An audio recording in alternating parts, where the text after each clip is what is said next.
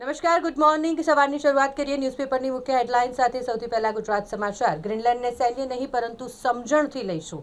Donald Trump પોતાની જીત પર અડીખમ છે. ફ્રાન્સ, જર્મની, બ્રિટન સહિતના દેશો નારાજ છે, તેમ છતાંય ડોનાલ્ડ ટ્રમ્પ અડીખમ છે. ડેનમાર્કને ઉપકાર ભૂલી જનારો દેશ તેમણે ગણાવ્યો.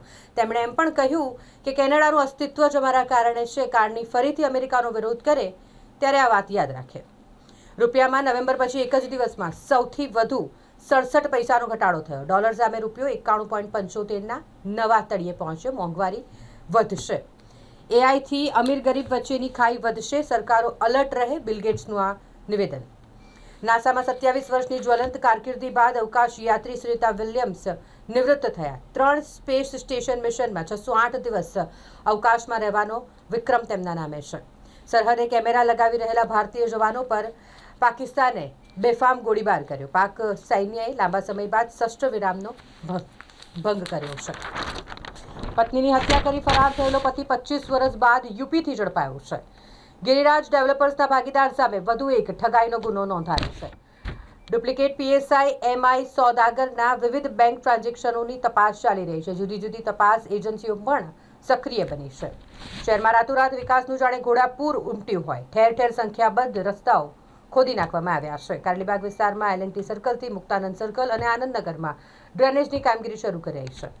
સેન્ટરિંગની પ્લેટો ખોલતી વખતે અકસ્માત થયો. ગંભીરા બ્રિજના નિર્માણમાં દુર્ઘટના સર્જાઈ.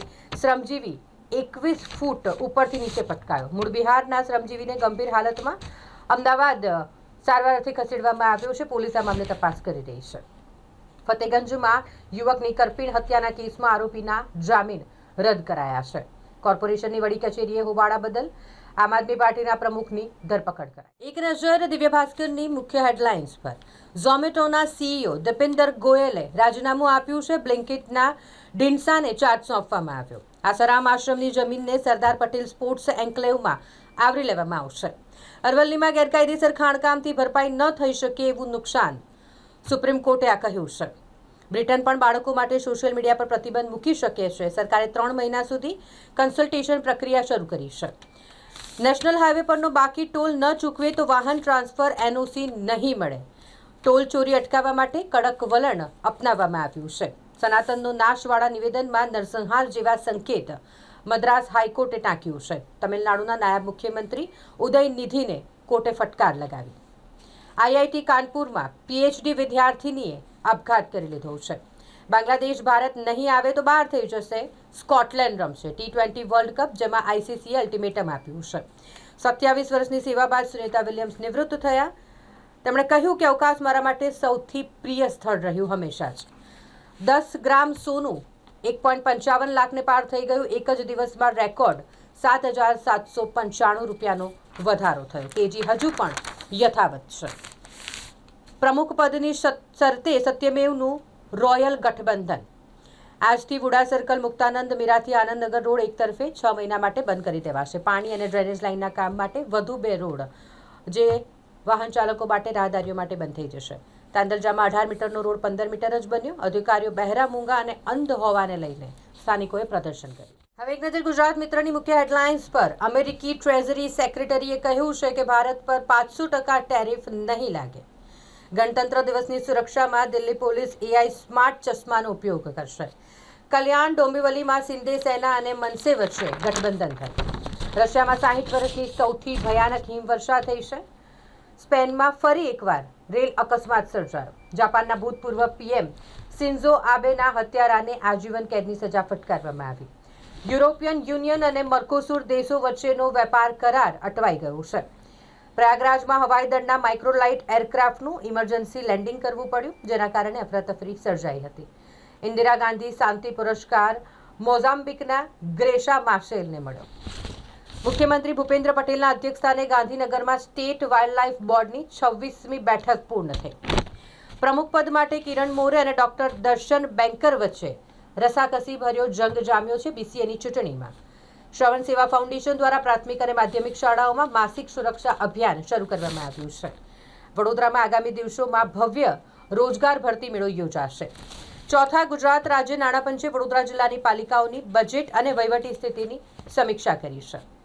હેલ્ધી કેમ્પસ એનજીઓના સ્થાપક લીના ઠક્કરને વિશિષ્ટ યોગદાન બદલ સન્માનિત કરવામાં આવ્યા.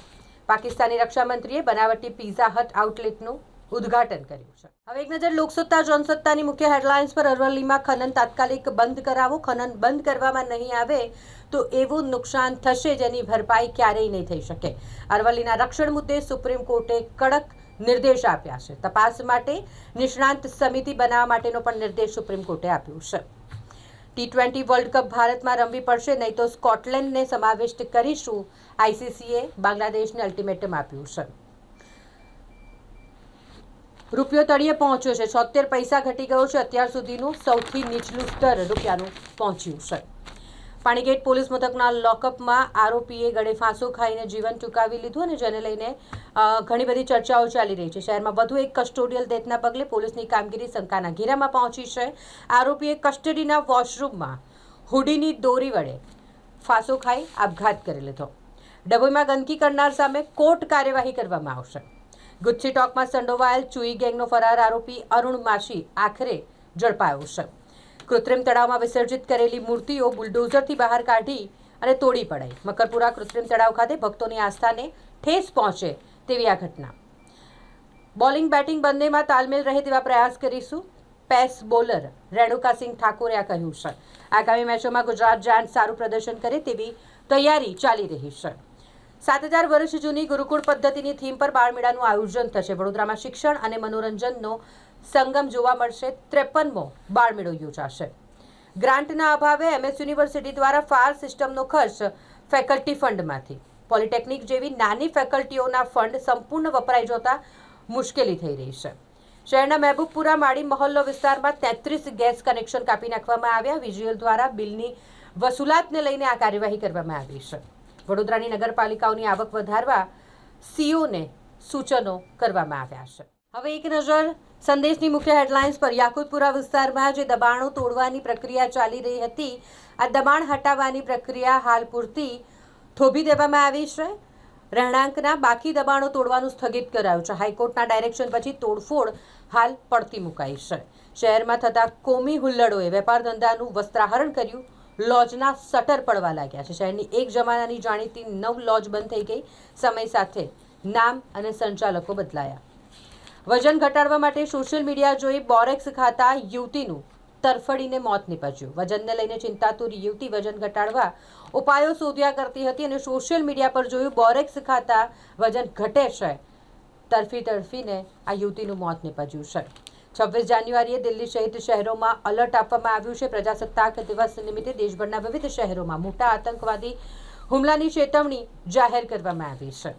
રહેમાનને અનુપ જલોટાની સલાહ, ફરી હિન્દુ બની જાઓ, કામ પણ મળશે. 8 વર્ષથી ફિલ્મોમાં મળી રહેલા કામમાં ઘટાડો થયો છે તેવું AR રહેમાનનું નિવેદન છે. આરોગ્ય બગડતા 126 કિલો વાસી ખોરાકનો નાશ ખોરાક શાખા દ્વારા કરવામાં આવ્યો છે. વધુ 16 હોટેલ, રેસ્ટોરન્ટ અને બેકરી સીલ કરવામાં આવ્યા. પિલ્લર પર સેન્ટિંગની પ્લેટ ખોલતા સમયે શ્રમજીવી નીચે પટકાતા ગંભીર રીતે ઇજાગ્રસ્ત થયો. લક્ષ્મી વિલાસ પેલેસ સંકુલમાં ગોલ્ફ રમતા 83 વર્ષના વૃદ્ધનું મોત નીપજ્યું. ધર્મજના વડીલ ગોલ્ફ રમતી વેળે બેશુદ્ધ થઈ ગયા હતા અને તેઓનું મોત થયું. 7મા મજલેથી નીચે પટકાતા એક મહિલાનું મોત નીપજ્યું છે.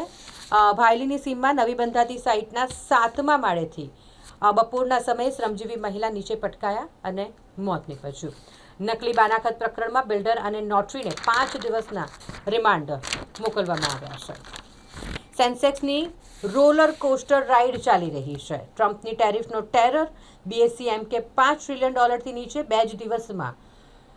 વોલેટાલિટી ઇન્ડેક્સમાં 17% ઉછાળો આવ્યો છે. આવી રીતે તેજી સોના અને ચાંદીમાં છે. સોનું 1,60,000 અને ચાંદી 3,20,000ના નવા શિખરે પહોંચ્યું છે. શેરોમાં ઉછાળા ઉભરા સમાન નીવડશે. 25,110 પોઈન્ટ. નિફ્ટી માટે નજીકનો ટેકો ધ્યાનમાં રાખવો જરૂરી છે. મુંબઈમાં ચાંદી 3,33,790ની સપાટીએ પહોંચી ગયું છે, જ્યારે ગોલ્ડ 1,58,770ના મથાળે પહોંચ્યું છે.